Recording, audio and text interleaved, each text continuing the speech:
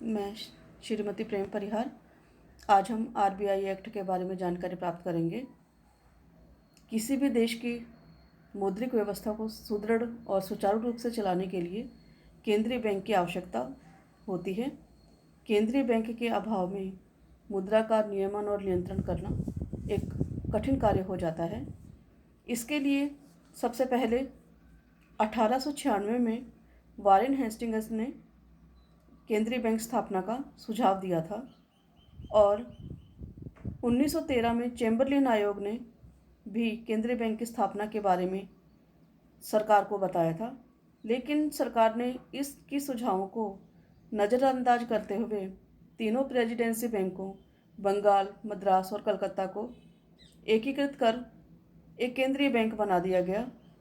वह केंद्रीय बैंक 1920 में स्थापित हुआ।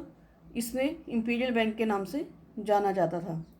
इसी को ही केंद्रीय बैंक के कार्य का दायित्व सौंप दिया गया था, परंतु यह पूरे देश के लिए कार्य करने में अपने आप को असमर्थ महसूस कर रहा था।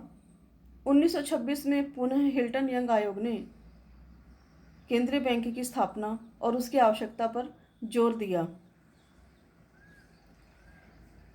लेकिन इसके बार बार प्रयास करने पर, बार बार सुझाव देने पर 1928 में भारतीय विधायिका सभा में रिजर्व बैंक ऑफ इंडिया की स्थापना के लिए एक बिल प्रस्तुत किया गया, किंतु यह बैंक सरकारी हो अथवा हिस्सेदारी वाला बैंक हो अथवा निजी बैंक हो के विवाद में ही फंस के रह गया और यह बिल पास न हो सका।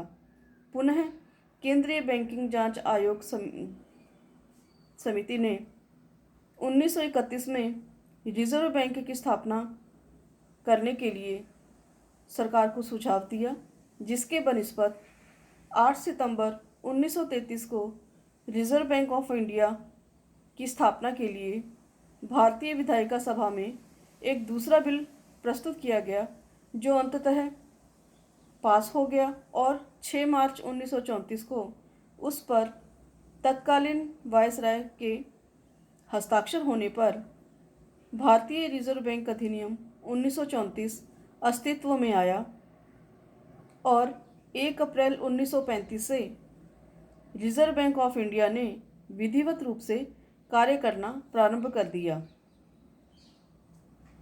यह अधिनियम 2 चरणों में लागू किया गया। 1 जनवरी 1935 को प्रथम चरण के रूप में अधिनियम की धारा 2 से 19, 47, 50, 53, 55 से 58 तथा 61 को तथा दूसरे चरण में 1 अप्रैल 1935 को शेष धाराओं को लागू किया गया। भारतीय रिजर्व बैंक की स्थापना के उद्देश्य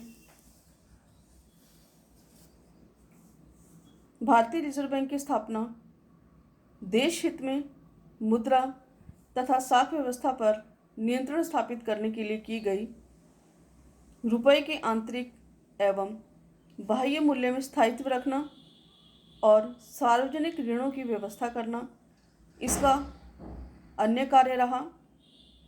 अंतर्राष्ट्रीय मौद्रिक सहयोग स्थापित करने हेतु इस बैंक की आवश्यकता पर जोर दिया गया। सुसंगठित तथा सुव्यवस्थित मुद्रा बाजार का विकास करना, मौद्रिक स्थायित्व स्थापित करना और भारतीय बैंकिंग की व्यवस्था का विकास करना, विस्तार करना तथा देश में प्रचलित नोट निर्गमन की व्यवस्था को उचित रूप से संचालित करना इसके प्रमुख उद्देश्यों में से रहा। इस प्रकार आरबीआई एक्ट में रिजर्व बैंक की स्थापना के उद्देश्यों को ध्यान में रखते हुए इसके कार्यों को संचालित किया गया